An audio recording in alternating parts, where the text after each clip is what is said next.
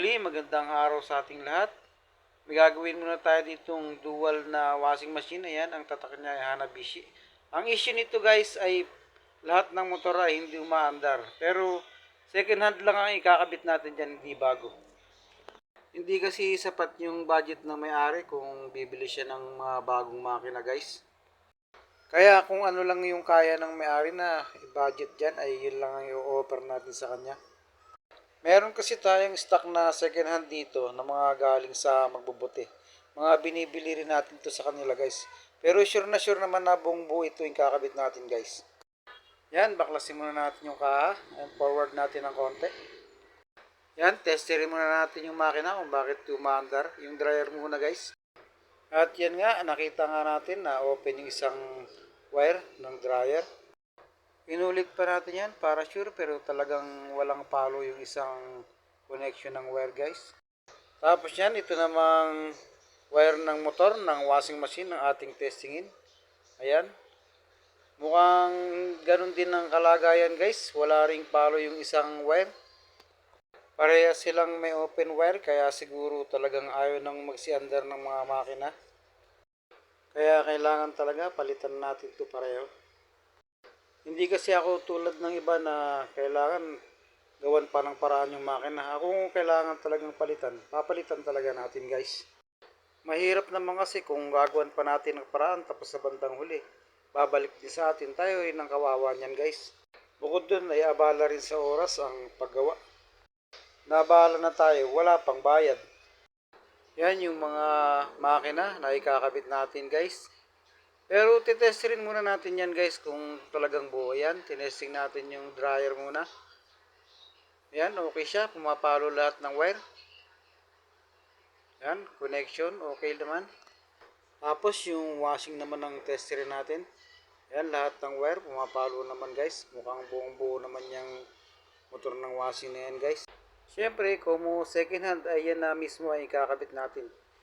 Lilinisin muna natin yun ng grinder guys. Medyo pakikintabin muna natin at bubugahan natin mamaya ng silver para kaaya-aya naman sa paningin ng may-ari. Hindi ko naman kasi iniisip yung tagal ng paggawa at yung kikitain. Ang mahalaga sa akin yung quality ng trabaho natin guys. Yan, okay na. Buga-bugahan na natin ng silver guys para magmukhang bago naman yung second hand na makina na ikakabit natin. Bugahan lang nating mabuti para magpantay-pantay naman yung pagkakapintura. O yan, okay na. After nga natin mapatuyo ay ito na silang dalawa. Yung makina ng washing at dryer natin guys. Hindi na mukhang madusing na bata ang katulad kanina. After nya na ikinabit na natin dito sa kaha. Tapos i-wiring muna natin yan sandali pa isa-isa. Unahin muna natin yung dryer. Para bago natin ikabit sa kanyang housing ay matesting muna natin yung mga makina. Kung sure na ba talaga na umaandar guys. Yan, i-connect muna natin yung mga wire ng dryer. Lagyan natin ng protection syempre para hindi tayo makuryente. Tapos yan guys ay isaksak na natin.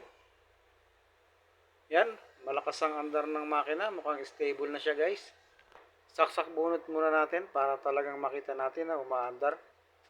So okay naman guys, malakas at stable naman. Tapos yung makina ng washing naman ang i-connect natin guys. Then testing natin.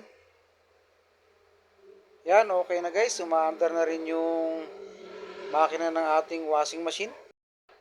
Yan, malakas at stable na rin ang ating makina. Tapos yan, i-prepare na natin maikabit sa kaha guys. Yan, advance natin ng konti. Nakatayo talaga yung washing machine pag nagkabit ako ng kaha guys para madaling maisentro at may tornilyo ng mabilisan. Medyo mahirap talaga kasi align lalo na pag malaki yung washing machine.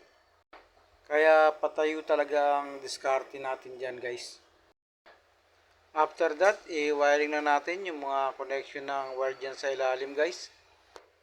Isa-isa lang natin i-connect at gagamitan ko yan ng wire clip guys para sure na matibay yung ating wiring. Mas maganda kasi talaga gamitan natin ng wire clip para hindi burara ang pagkaka-wiring natin.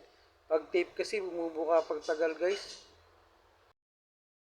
Ayusin lang nating mabuti yung mga connection ng wire dyan sa ilalim. Naikabit na natin yung mga capacitor guys. Yung dryer na lang ang ikakabit natin. Maya maya titesting na natin ng may tubig yan para makita natin kung anong resulta ng trabaho natin guys. Yan, forward uli natin ng konti. Diretso testing na tayo guys. Yan, tingnan natin yung dryer. Yan, umaandar na guys. Mukhang matining naman at walang alog. At malakas naman yung makina natin kahit second hand. Tapos yan ay testing naman natin yung makina ng ating washing. Ayan, malakas guys. Mukhang successful na naman yung ating trabaho. Okay, hanggang dito na lang muna ang ating video sa ngayon guys. Maraming salamat sa panonood guys. Hanggang sa muli. See you soon. Thank you.